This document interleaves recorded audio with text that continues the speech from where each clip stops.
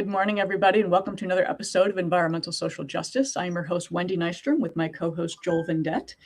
And today we welcome back both Kim and Betsy from Other Lives Studio. Welcome back, guys. Thanks for having us.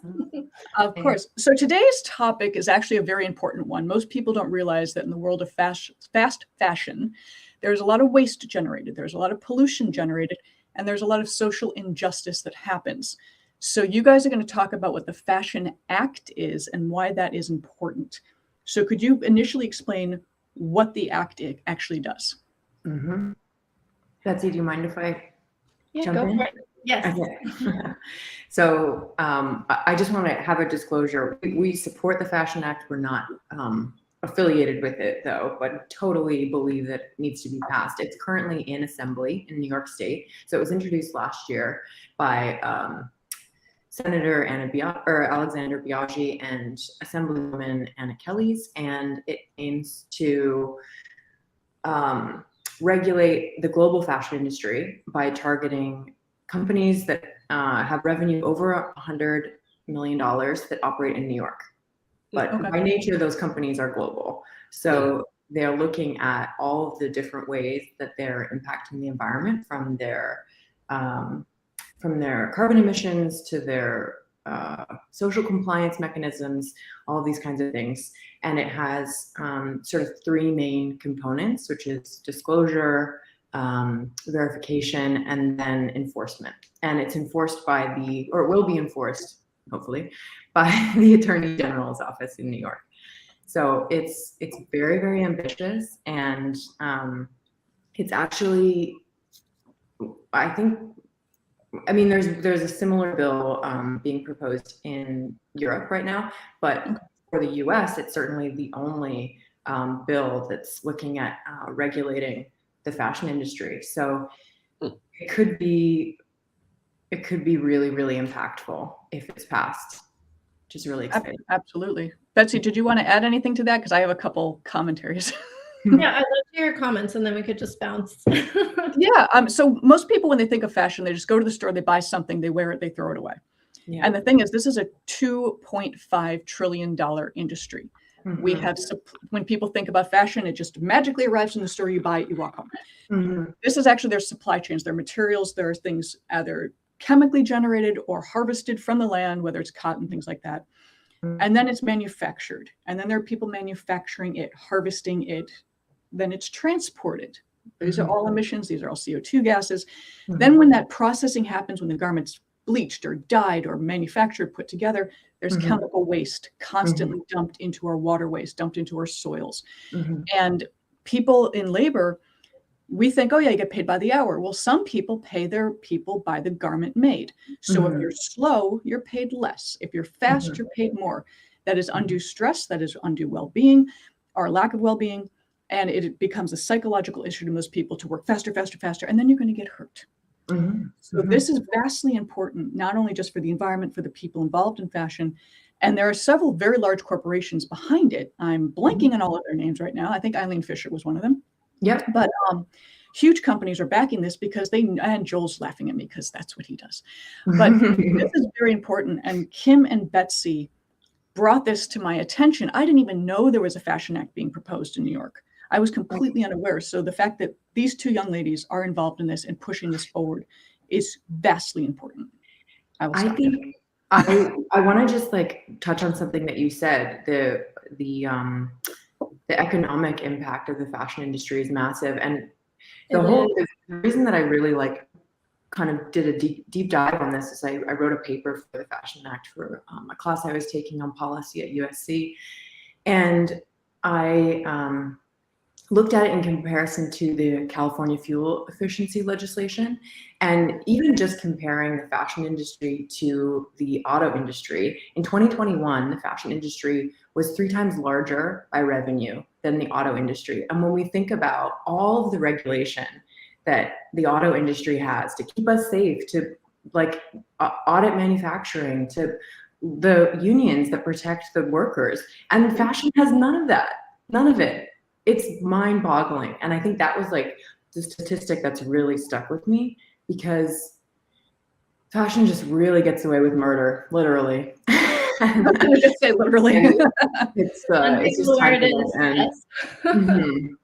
And it go ahead, Betsy. I'm sorry. No, and I was just gonna add to that. Like, you don't, what you were saying about how fashion just magically appears to people when they order it online or shop or whatever way they decide to acquire it. Like, so much pollution goes into the development of it, and it's not just what happens within a factory or a dye house. Like, it affects the land around it and the communities around it as well. That pollution affects everyone, including yourself. Like, if the dyes are chemical, in the long run after you buy it, it affects you as a wearer as well. It affects like the water when you wash it.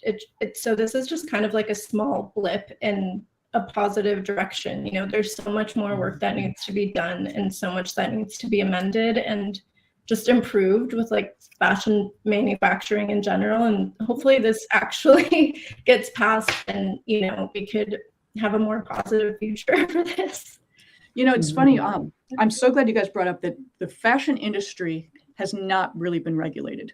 Now, there are two major cases going back to one was early 1900s, the other one was like early 1940s. The 1900 one was seamstresses were often locked in their warehouses while they sewed. You can't leave. You have to keep sewing. And at the end of the day, at like 8, 9 o'clock at night, they unlock the door and then you can leave. Well, in New York, a fire broke out and women were jumping out the window trying to get out and they died.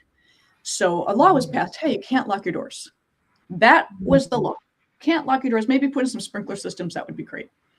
And then in the 40s, watches are considered a fashionable thing. And there were the radium girls. And that was when radium was discovered. It was glow in the dark. And they would put on the watch dial radium so it could glow. And these women were told, lick your brush when you put on the radium so you can do a finer point in more detail. So they were licking radium. They all died. They all died a horrible, tragic, painful death. And to this day, where they're buried is irradiated. The Geiger counter will off. There's a good book about them. There's a good book about the Radium Girls. I can't remember what it was. I know women, but I think it was called Radium Girls or something like that. Really interesting book about that whole industry. But just think about the dire consequences just to pass those two things. Yeah. And now we're thinking about, just equity and equality and a fair wage. And these are all manufactured in other countries where they don't have these laws.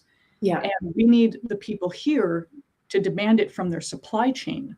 Yeah. To make it happen. That's why this act does have the potential to be really powerful, because it requires the companies that are eligible, so those that make more than $100 million a year in revenue, to map 50% of their supply chain. That's not perfect, but they have to look at the parts of their supply chain that have the greatest environmental impact potentially. And most likely that will be the parts of their supply chain that are in places like Southeast Asia or Africa or South America, where, they don't necessarily have the social compliance mechanisms within their government to protect workers. So hopefully this does have a global reach. That's the goal. That's cool, but I don't know. I don't know. Well, one of the things you said, with questions. I was just going to say with the supply chain, that's meaning where you bought it, where they bought it, it goes down line to beginning of time. Yeah. Most people, most corporations will not know past 2. Well, I buy my materials from that guy. This guy buys it from this guy. That's where they end. We're good. They're not going to the full line. So even think of a pair of sneakers, where the laces come from, where the toggles come from, where the metal that you thread it through come from, where's the rubber coming from, where's the canvas coming from, where'd the dye come from? That's how people need to start thinking. That's all circular economy.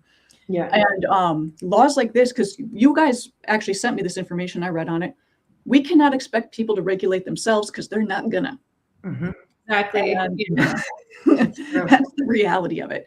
And this will mandate it and enforcing it. But with respect to the fashion, because you guys have shared a ton of information, guys, I highly recommend Googling this. When can we expect things to actually happen? Let's say it does get passed, it becomes an act, it becomes a law in New York. How will that affect places like Los Angeles, like London, Paris? Well, you said Europe already has similar laws in place. But when can we start seeing maybe that affecting change? That's a good question. That is. It's a wide open one, I know, but I think, I don't know. It's a very good question. I think as soon as it's pass, you will see the effect.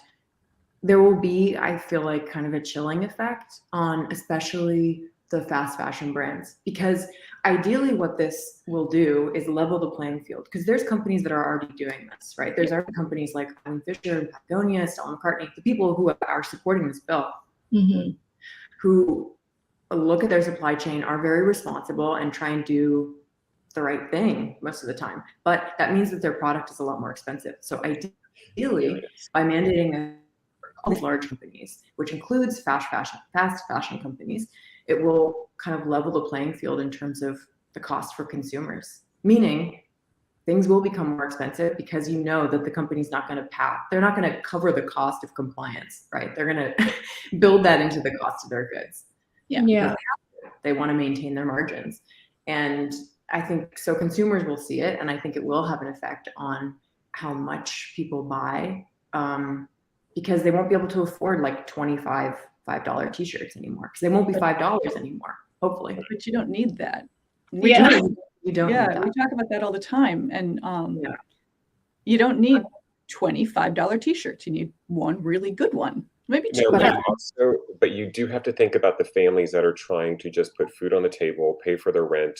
How are they going to go from buying, and they've got kids to feed and school and all this and these expenses? And it's like, so don't get me wrong. I think it's great to put the rules and regulations in effect.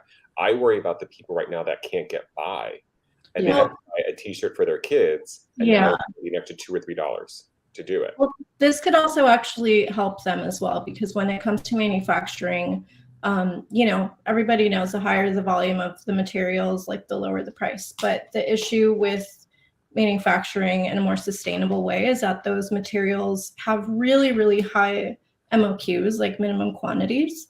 And a lot of brands can't really afford to use them because they would have just so much in inventory, So this would kind of enable more people to have access to, more brands to have access to those fabrics. And the higher the demand for it, the lower the cost can be, because it'll be demanded across different brands. So essentially, hopefully it could have an effect, a ripple effect on more than just big brands that are making these high revenues, I think so.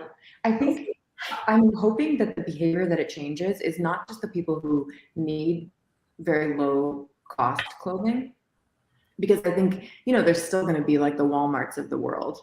Like they will still be producing goods that will be affordable to the majority of the population. But I'm hoping that it eventually changes the consumer behavior of low clothing utilization, which is a huge problem. We're buying like 3 times more and wearing it 3 times less. And that's actually not like an accurate statistic. I just said those numbers, but it's but it makes sense. There are like lots of studies about clothing utilization that, like, for example, Fisher has done, and we've totally diverged our consumption from utilization. So it's totally out of whack, and we need to get back to a point where we're actually wearing the things we have in our closet, because I think that all of us are guilty of that, no matter how conscious we are. Exactly. I have 3 closets. It's pathetic. We all need to wear more of what we have, and I'm really hoping that just becomes standard consumer practice moving forward. Yeah. And we definitely overbuy, and we talk about overconsumption quite a bit, especially with clothing. We buy stuff we don't need with money we don't have to impress people we do not like. But to add on to Joel's comment of, what about the family that can't afford it and they need the cheaper clothing? Mm-hmm. That's a catch-22, because then what about the people in other countries that are poisoning their own drinking water supply so they can manufacture those clothing, poisoning their soils that they grow food out of, contaminating their air? Which there is no perfect answer, but maybe if we found that happy medium and found that middle, because we're a world of extremists lately, and we just need to start finding that neutral territory. It's like Kim said, it's like, I think everything will be, hopefully, in an ideal utopian world, which I personally don't think exists, but people will reevaluate their spending and their behaviors. But I will say, there's a commercial on right now where they're talking about a certain company that does internet speeds, and I thought about you guys the first time I saw it, because I'm going, what the damn hell? Because they're talking about how, for the fashion designer, you can do new trends all the faster and get them out in public faster. And I'm like, okay, here we go. Totally. But the thing is, it's interesting because like we're used to, if I don't get my delivery in 24 hours, I'm annoyed, for buying things online. We're so used to this now world that if it takes 4 days to get to us, we're like, well, I'm just going to go somewhere else and it'll be faster. Yeah. That's going to be the key, which is going to be really hard for people to understand, is like, how do I get over this immediate gratification? Yeah. Well, stuff won't make you happy. Let's just put that out there. Buying more crap. I've done it, folks. It didn't make me happy. I've bought plenty of stuff. Hey, I'm going to freely admit that sometimes a little retail therapy is a good thing. And I went overboard. I would go overboard, and I've talked to plenty of women that were, high up in the corporate world. And one woman said to me, she's like, there were only so many Manolo Blahniks I could buy before I realized that wasn't the answer. Well, then she should maybe that'll make her. She actually started a farm in Africa. Thank you very much. And she's blissfully happy. Wow. Good for her. Yeah, she's wonderful. She's a wonderful human being. I've interviewed her in the past. And but now since we've gone through the doom and the gloom and the awful, we're going to talk about what Kim and Betsy are working on and what they do to specifically address this overconsumption that we have. So whoever wants to start talking about what Other Lives Studio does, please take it away. Yeah, so what we do is a few different things, but mainly we provide solutions for, overworn clothing or things that are in need of mending or that are just kind of boring. So we kind of teach people how to update their wardrobe, whether it's through mending, through upcycling, through like new perspectives on how to wear it, through different aspects of redesign. And we also host clothing swaps, which is another more sustainable alternative to get something new to you, at least. We just did our first clothing swap recently. And we are doing workshops both in person in LA and in Canada as well. And online, we have like a YouTube channel that hosts virtual tutorials for the DIYer at home that maybe doesn't live in the cities that we host the workshops in, or that just isn't comfortable, participating in person. We have something for everyone, hopefully. And you do, because I went to one of your jewelry workshops. And yes, I've never done anything like this before in my life. I walked in, I'm like, I don't know how to make jewelry. And you guys had stuff donated. You had a ton of stuff donated that people just had scrap jewelry, excess jewelry, stuff they didn't wear. This stuff was actually kind of nice. I'm not going to lie. A lot of natural stones, a lot of minerals. And I made a brooch and 2 necklaces that were actually really cool. And I was afraid to touch, like you guys said, rip it apart, take this necklace, rip it apart. Make it you want. And I sat there for 20 minutes staring at that thing. I can't, this is someone else's work. I can't destroy someone else's work. And Kim, you said that's the fun of it. Rip it apart. And it was fun. So, I mean, when you guys do a clothing one, I'm going to look forward to taking stuff I don't have, spending 20 minutes staring at it, saying I can't, and then shredding that thing. Totally. Yes. Great way to work out aggression. Absolutely. It's art therapy. And it's your anger at the fashion industry on that. Take it all out. It's really fun because it's such a like community space, and everyone gets to collaborate and kind of like create freely. It almost feels like we all kind of like go back to like our childlike experience of creating, without any boundaries really. So we try to kind of create that space and provide inspiration and any insight, but overall everyone does so great with just being given the materials and kind of a brief and just exploring their own ideas. And it's really fun to see what everyone creates. And I saw this one guy put jewelry on his sneakers, and I just thought, I would have never thought of that. I mean, who would have been doing that? And he put a chain, and it actually looked really good. I mean, when he walked out, I thought, damn, he's got talent. I mean, that's the thing. Like, we want to empower people. Like, I think a big piece of, the Fashion Act and changing our consumption patterns comes from feeling empowered, feeling like you can make a difference and actually have a closer relationship to your clothing, like in a way. And I think if you understand how it's made and you feel like you had a hand in what you're wearing, you will have empathy also for the person who made it initially. And it just connects you to that whole process in a very visceral way. And I think that's what we need. We need in every capacity in our world right now. It's so globalized, but we all need empathy for the maker. You know, I think we would be in a better place if we really put ourselves in the shoes of the person who gives us and makes us these products that we use every day. And hopefully our workshops are just a tiny part of kind of changing that in people's minds, like giving them that little piece of empowerment and excitement about something that they made with their own hands. Yeah. I think it's better. And connection to what you have, right? You know, like you're going to feel so much more connected to something you made, and you're probably going to keep it longer and take better care of it. And like Kim said, you're going to have empathy for things you didn't make, you know, and kind of like appreciate them more. And a lot of people in fashion either do or don't, but particularly Kim and I, like, we're very careful about what we purchase, and we really try to think of the life cycle of it within our closet, you know, and that's kind of where Other Lives came from. It's like, how can we extend the life of what we already have so it doesn't end up, you know, in a landfill? Because sometimes things that are donated to Goodwill don't always end up in another. I think it's like 80% goes to landfill, actually. Yeah, it's a lot. It's a lot. So, you know, what can we do to extend the life of what we have?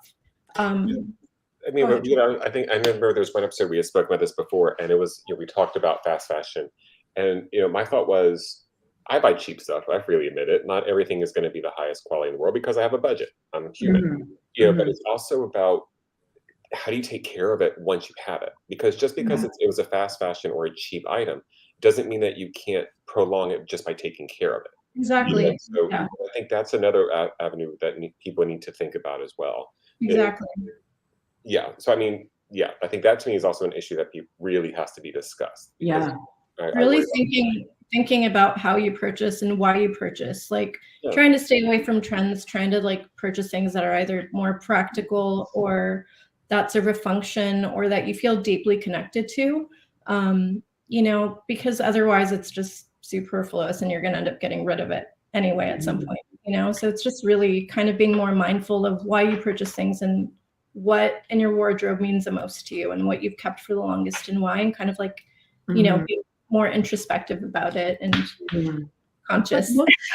Most importantly, with what you guys do with Other Lives Studio, you have someone create something that's unique. No other piece will ever look like that.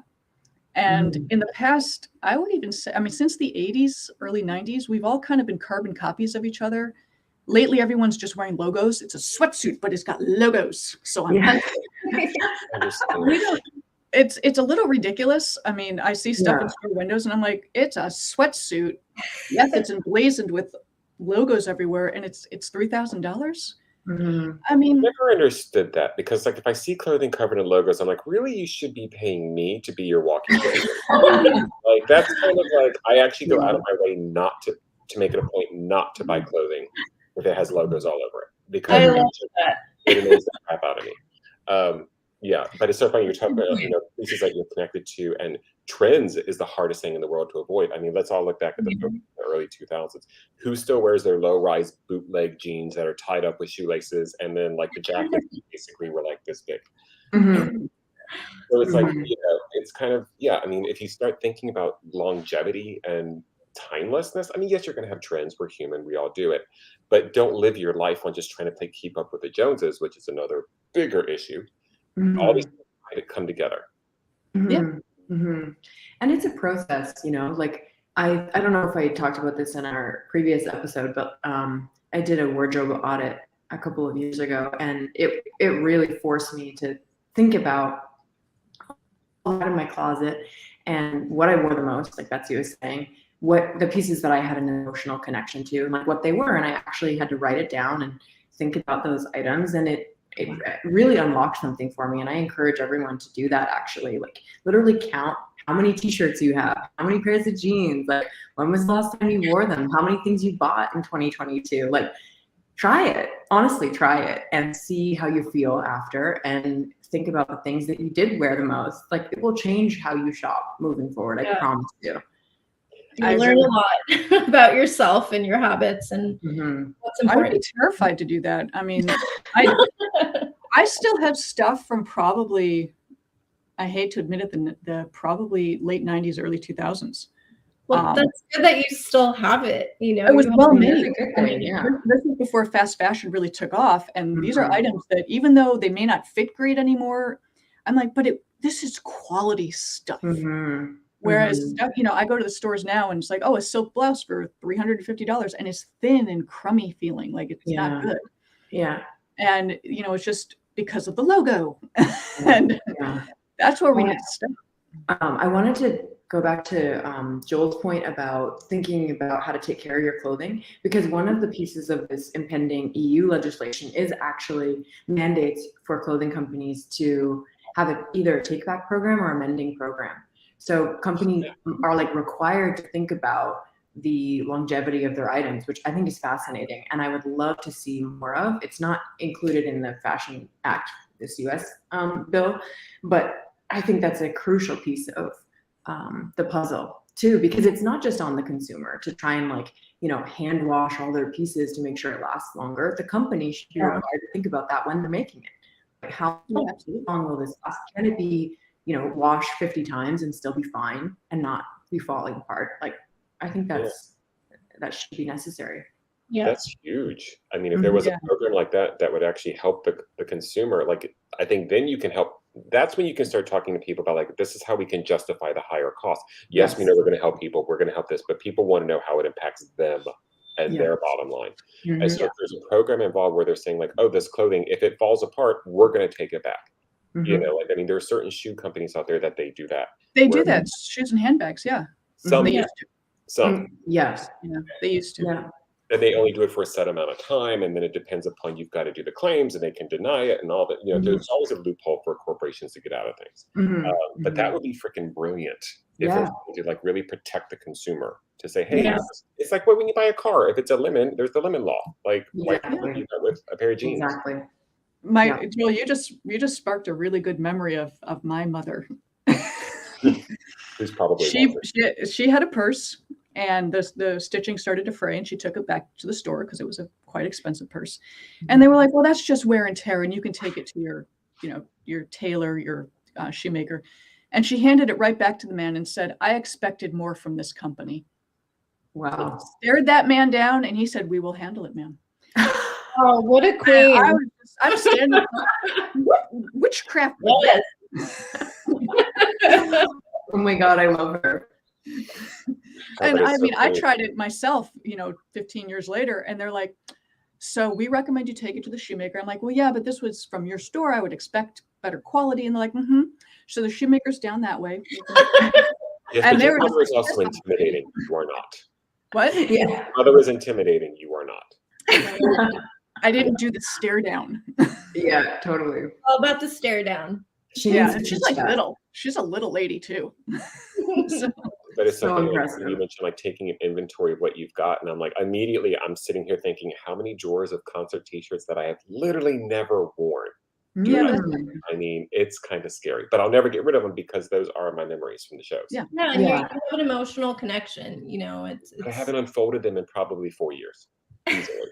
Some people have made quilts out of them. They'll just make a blanket or a quilt patchwork. Oh yeah. But I would never use that. Maybe just wear them. Some of them are a bit more fitted than they used to be. Happens to me, so. Stupid aging. But I think concert tees never go out of style, so that's actually kind of a good investment. You haven't seen some of the T-shirts that I bought, so careful about that one. Oh my God, we need photos. Oh. There's Debbie Gibson in there. I don't have a Debbie Gibson. I have one of my crowning ones is Stacy Q. I love that T-shirt. See? There you go. Paula Abdul, a lot Tiffany? of Boy George. No, I never got a Tiffany either. I'm very upset. A lot of Whitney, Madonna, Technicolor. I can go through the list here. Joel's a concert guy. I can't do crowds, so I avoid concerts. You can't do it. Mm. But Yeah. back on track, Other Live Studio. You guys have events coming up. Would you mind telling people where they can find them, whether they're online or in person, and how they can join you guys? Yep. Yeah, so we have a virtual tutorial actually being released today. It's a lacing resizing tutorial on YouTube, and we're going to link it on our Instagram and our website and our YouTube channel, obviously. And we also have a fabric painting workshop where you can either paint on accessories or clothing. And it's kind of like a way to, again, explore your own creativity and upcycle what you already have, give it new life, and maybe cover up some stains depending on what you have. And that's coming in. You know me so well. Yeah. I mean, everybody has a little spot, but it's July 1st. So mark your calendars. We'd love to have you. It's going to be in LA. Oh, Yes. fantastic. Yes. It's going to be That fun. sounds like a lot of fun. I used to actually paint my clothes as a kid, and I was quickly told to stop doing that. Well, let that childlike fun out at the workshop. Exactly. I know. Different time of stop ruining your clothing. I'm like, sorry. But on that, guys, please check out Other Live Studio. Kim and Betsy are doing amazing work, not only with just the upcycling and repurposing of fashion, but what they do is creative. It's very unique, and it's suited to what you want and what fits you. So that's what we need to do in fashion nowadays. We need to stop looking like each other. We need to stop the cookie cutter stuff. Do what's right for you. And thank you both, Kim and Betsy. As always, it's a pleasure to have. Thank you so much. So nice to see you, Joel and Wendy. Thanks for having us. Thanks, guys. Yeah, anytime. So guys, we'll see you next time. I'm Wendy Nystrom, host with Environmental Social Justice with my co-host Joel 𝒍𝒂𝒏𝒈. Again, Kim and Betsy, Other Lives Studio. Check them out. They are awesome. We'll take care. Bye.